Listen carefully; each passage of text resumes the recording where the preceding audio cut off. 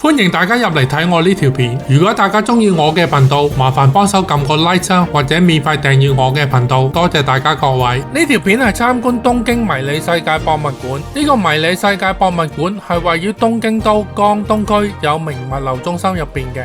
我係搭海鷗線嚟到呢個有名網球之心站落車嘅。喺呢個站望出去呢，遠處會見到台場嘅彩虹橋。喺呢個站嘅 A1 出口行過去東京迷你博物館呢，只需要大概5分鐘嘅啫。白色嗰座大廈呢，就係博物館嘅所在地啦。喺呢個東京迷你世界博物館嘅入口呢，就擺放咗一部新世紀福音戰士嘅初號機模型啦。東京迷你世界博物館嘅入場費呢，成人係3200 yen 啦，小童係1700 yen。呢個博物館佔地大概係總面積7000平方米。喺1樓嘅售票處買咗飛之後呢，就需要搭電梯啦，去到第一個展館。咁呢個博物館第一個展區呢，就展覽一個太空基地啦，咁佢整得十分之細緻嘅。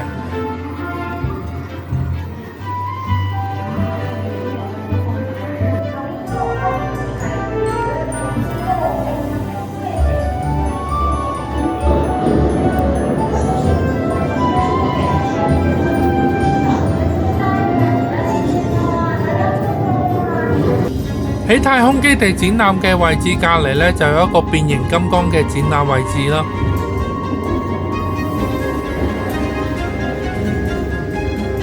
咁呢一個位置呢，就展覽一啲細啲嘅作品咯。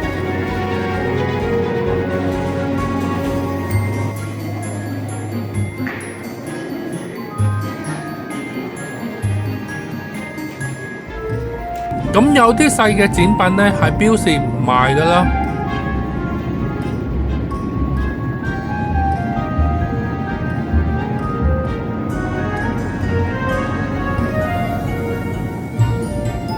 咁亦都有啲細嘅展品呢，係標示會賣噶啦。咁呢個位置呢，就展覽一個微縮世界嘅大阪啦。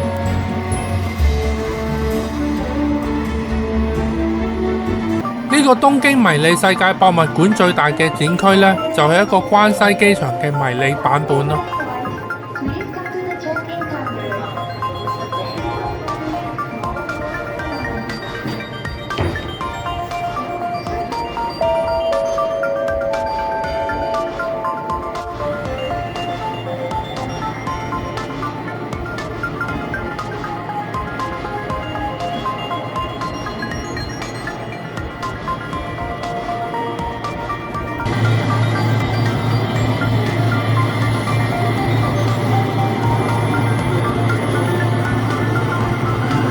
呢個位置呢，就擺放一個迷你版嘅有名體育館。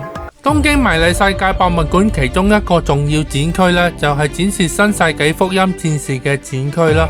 呢一個位置呢，就有一個作品啦，展示新世紀福音戰士劇場版中嘅其中一幕經典場面。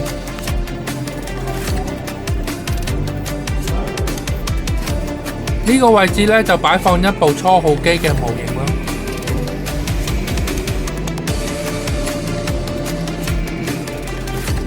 咁呢個位置呢，就擺放4部 EVA 好有動感嘅模型啦。咁呢一個位置呢，就有一個展品呢，就展示 LEAF 總部發射 EVA 嘅位置啦。咁呢度有一個展品呢，就展示角城美里同 Pan Pan 住嘅地方。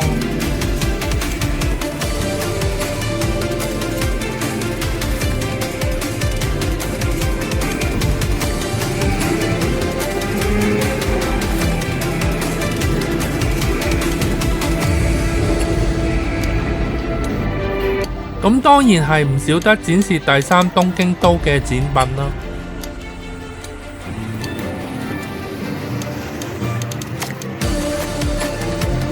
咁呢度有一個1:1嘅凌波麗模型啦。咁但係全場呢，就揾唔到一個明日香嘅模型喎。咁呢個博物館其中一個位置呢，就可以 3D 打印一個自己嘅模型啦。咁我最後都有喺呢度打印一個 3D 自己嘅模型啦，咁大概有7cm 高啦。咁如果寄去日本嘅地址呢，年稅大概係10000日多少少咯。咁如果寄去香港呢，大概郵費係20蚊美金。呢條片就嚟到呢一度，多謝大家收看我嘅片，多謝大家。